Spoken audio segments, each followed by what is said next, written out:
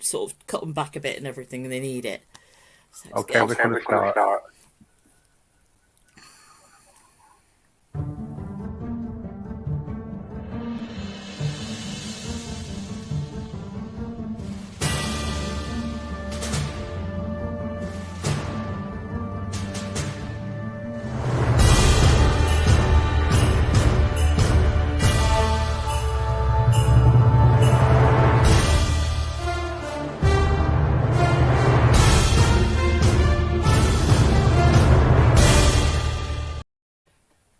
Good evening, all.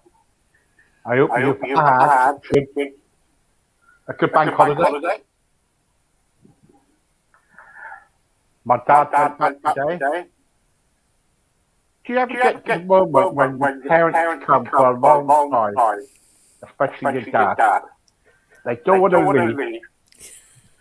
And when they actually go, you think, what have I done? Anyway, it was a pleasure to have my dad for 7 weeks, I think it was. Anyway, I'm glad. Susan, what are we talking about tonight? We're talking about what does being successful look like to you, because for some people it might be owning a Lamborghini. For somebody else it might be getting out of the bed in the morning and having a wash and get dressed and coming downstairs. So it can be a very different view depending on where you are in your life and what your personal situation is. So we're talking about what does being successful look like to you. Okay. How can we be successful then?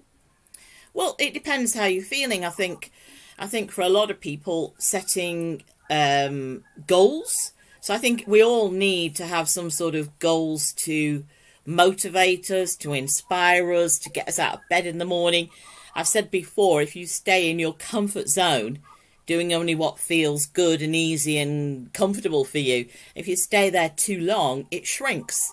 And so I feel that in some way it's good to have some kind of challenge every day, depending on what else is going on in your life. If you're living in a very stressful situation, the last thing you need is a challenge. Getting through each day is sufficient. But for most of us, if we're kind of okay in our lives, then even walking a different route to work, or even adding another 100 steps to your goal every day, or cooking a different meal that you've never tried before, those things in themselves can be many successes that make you feel good about yourself. And it's important to remember that even the little things count towards being successful.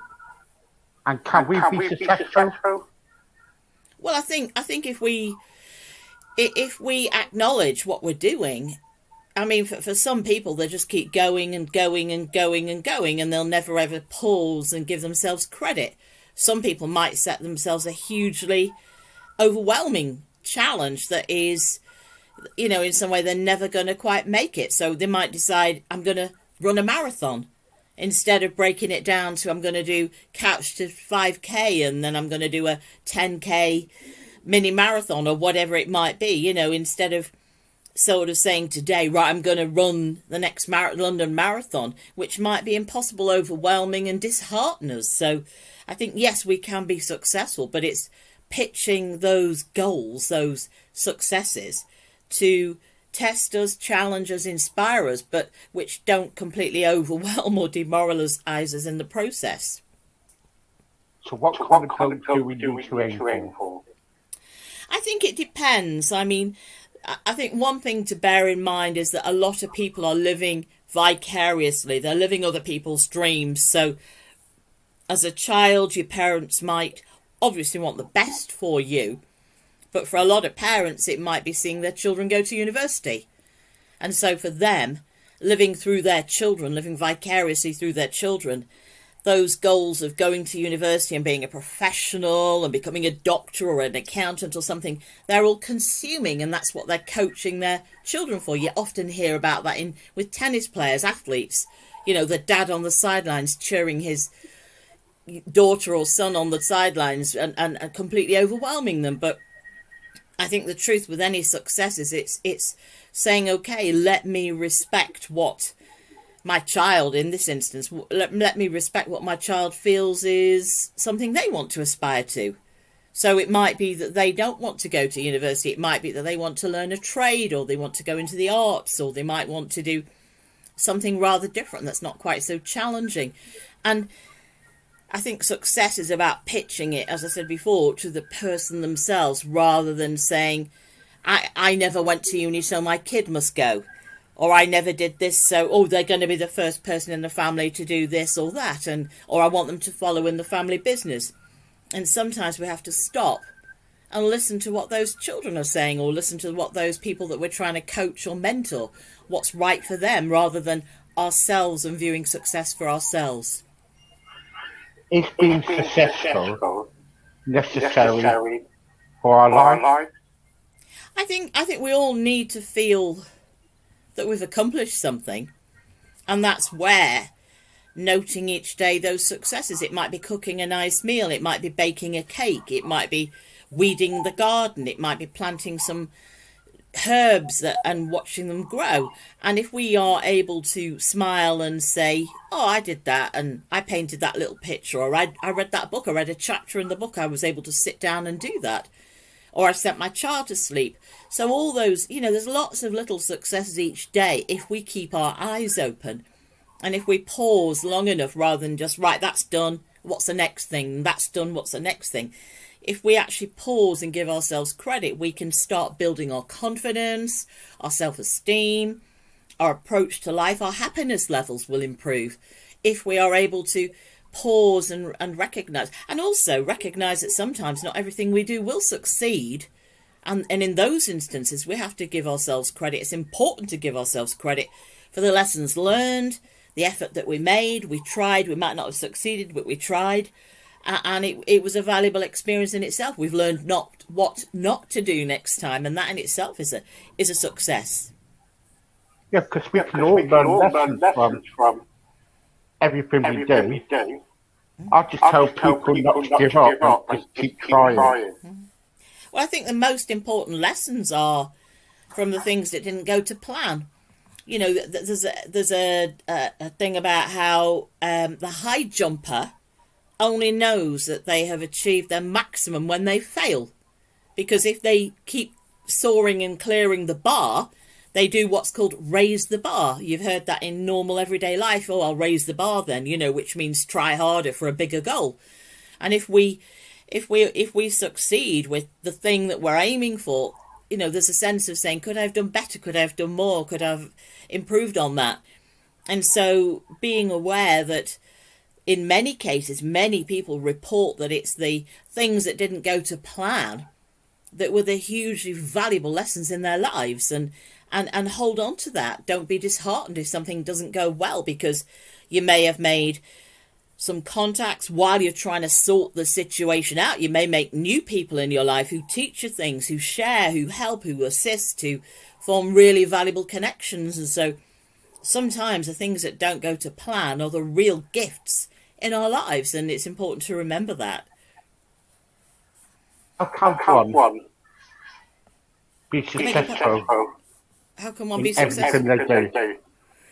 Well, I think we can be successful in the things that we do by setting ourselves many goals along the way. I mean, as I said before, if I want to run a marathon, then a sensible thing to do is to start thinking, okay, let me have a look at myself. Do I need to get trimmer? Do I need to pay attention to my diet, to my sleeping routine, to my hydration levels? Do I need to get myself a personal trainer? How do I build up? Do I road run, or do I find a track or a field or whatever?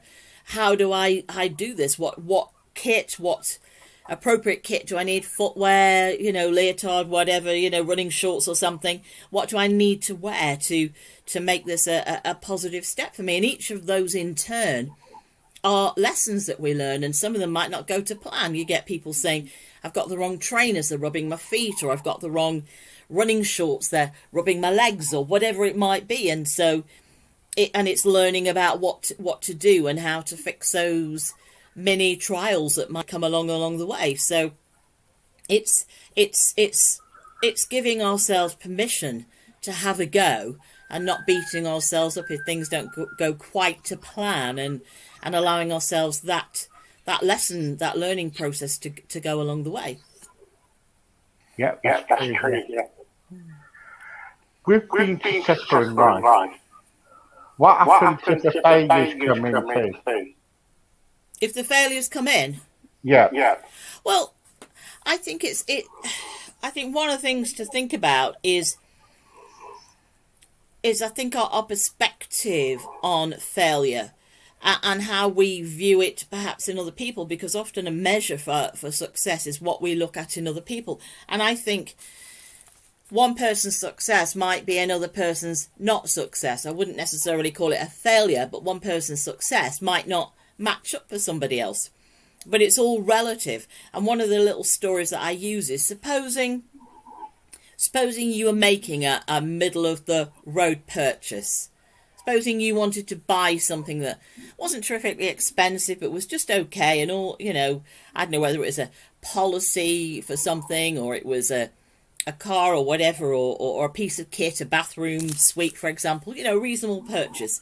And you went to the showroom, and in the showroom were loads of flashy cars, really expensive supercars, and you're looking at them and you're thinking, good grief, this place is far too expensive for me. I'm only wanting to make an average purchase. I'm only wanting to make a middle of the road purchase. I can't afford, it looks like this isn't in my league. I can't afford something here. And so it may be that we get put off by somebody else's evidence of success. But supposing you were wanting to make a high-end purchase, supposing you were looking to, go on social media and be seen as some trendsetter or influencer, and you wanted high-end clothes and jewelry and all the rest of it, and you went to the place and to meet somebody there, and in the car park were similar cars, flashy cars, expensive cars, high-end supercars, you would think to yourself then, wow, this is where I want to be. This is what I'm aspiring for. And so I think we have to look at success and view it through the lens of where we are in our lives right now, and that can be a very relative experience. It can be a very relative perspective, depending on what we're looking for and what we're looking to see, and work through that. And that's an interesting one, I think. Yeah. We all live. Sorry. We all live our dreams. Do you think we need to start living our dreams?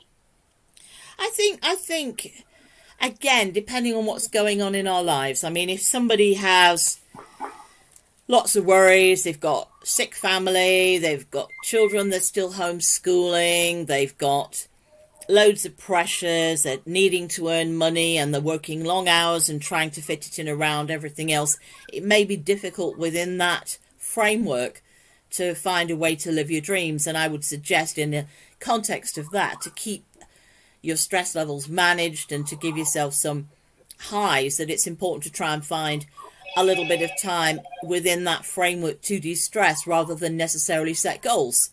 So within that framework, it might be that you set yourself a goal of having, a 15-minute bath, or time to just read a book for 20 minutes, go to bed a little bit earlier and wind down and read a book. Or it might be that 10-minute chat with a brew with your friend on the phone.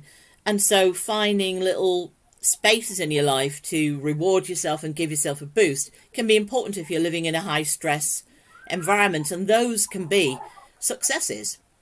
But I also think that the thing about setting goals is pacing yourself dependent on where you are in your circumstance. And also, I think one thing that we need to think about too is that if you set a goal to get from A to B and you just go and aim for that, what happens when you get to B? Because I know I've worked as a therapist, I've worked with lots of people who have achieved their dreams. They've maybe sold the businesses for multi-million pounds. They don't really need to ever work again. And they're sat there thinking, right, I've had 2 months, 3 months, 4 months off. I've travelled the places I wanted to go. I've sorted out my house. I've done whatever, I've got my swimming pool or whatever at home. And I've done all those things that were important for me. But now what?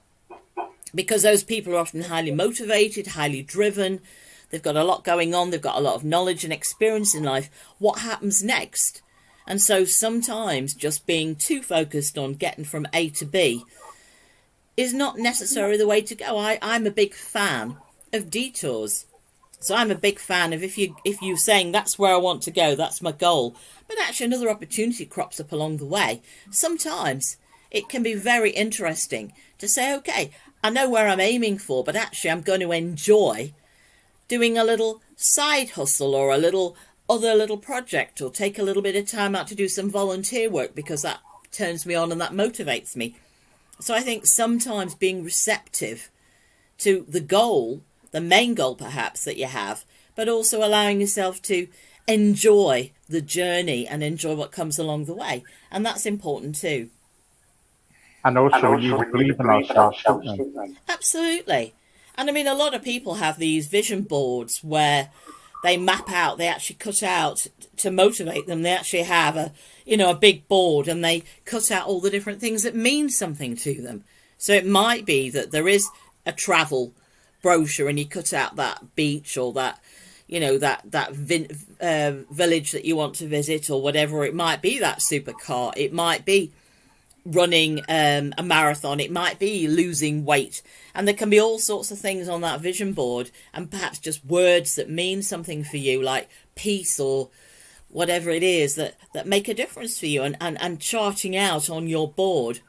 And this is a good time of the year to do that, where we're starting to now look towards autumn and winter, and thinking about the next year coming up soon, and what are we going to do now to retrieve our lives and set ourselves on a path for somewhere that we want to go. And so thinking what actually does make a difference for you, and thinking about the resolutions that you perhaps made at the beginning of the year in the midst of all the stuff that we were going through, and thinking, okay, are some of those still achievable? Are some of those that I want to aim for? Are some of those that I can set into motion, that I can action and look forward to 2022 and build on them for then? Do you think we should break it down and make a plan? I think for some people it makes a difference. A lot of the visionaries in this sort of sphere say that if you write your goals down, you're something like 80% more likely to achieve them. I know in my diary at the beginning, I still like a paper diary, because I write notes and all sorts of different things that are going on in there. And at the beginning of every year, at the beginning of every new diary, I write down my goals for the next year or so, and they always work through because they're there. And every time I open that diary, I maybe see them, or at least I know they're there, and they're tangible, they're written down. So I do think it makes a difference to vision board them, or to write them down, or to journal them, so that you are clear rather than just want to be successful.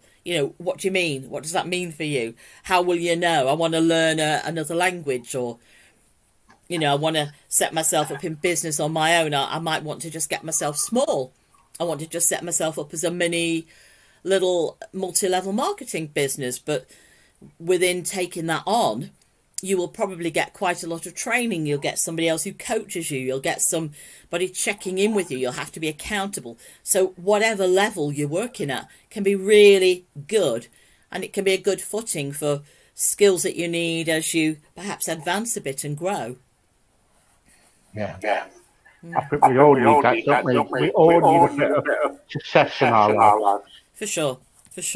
But it's not having other people's success, it's having your own success. Because if you're living a sort of fake life where you're saying, oh yes, I'll go, everybody wants me to go to university, but your heart's not really in it, or I want to get myself fit, but the way other people are doing it doesn't quite suit you, then that's not really the way forward for you. And it's finding something that you want to do, that you can be accountable for, that you can check in and makes you feel good when you're doing it. And even if nothing happens in a day, you're making those stepping stones and you've got the big picture in your mind. And that is something that really can act as a very positive influence on the decisions and choices we make. What happens if we follow everyone's success? I think other people's success might make them pleased with us, might make us get, for a time it can be that other people are going yes, and they're checking in, and they're enthusing about what we're doing, and we might feel good for a time that we're keeping them happy. But if ultimately over time we start feeling that we're wasting our time and our heart's not really in it, or we can't find a niche within their goals that suits us, so maybe working in the family business, we might find some aspect of that suits us.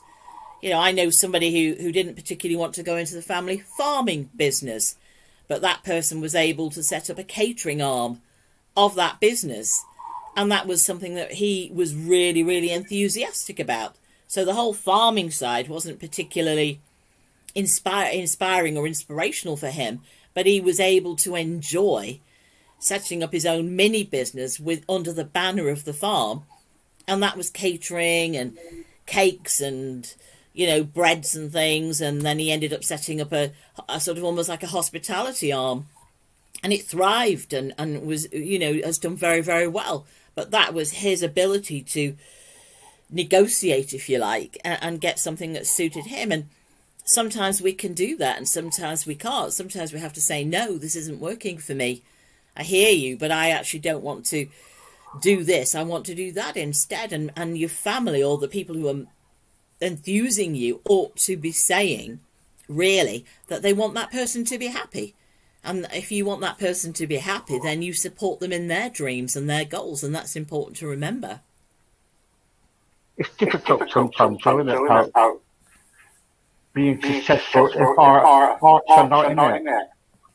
I think if our hearts are not in it, then it's a no-winner, really, because I think with any goal, there are going to be times. I mean, I know as a self-employed person, there are times when I'm working long hours, or I'm working without pay, or I'm doing things voluntarily or whatever, but I'm enjoying doing it for the sake of it.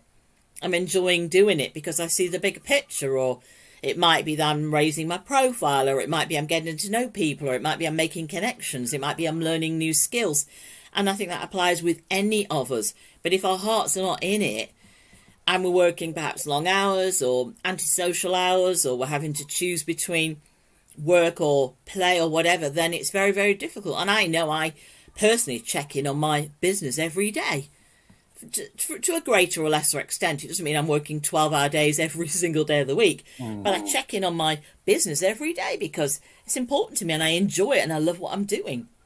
And we're working on a bank holiday Monday, and that's okay. It's fine. But I think if your heart's not in it, you'd be saying, no chance, I don't want to do that. I'm not motivated. I'm not enjoying it. I don't want to do it.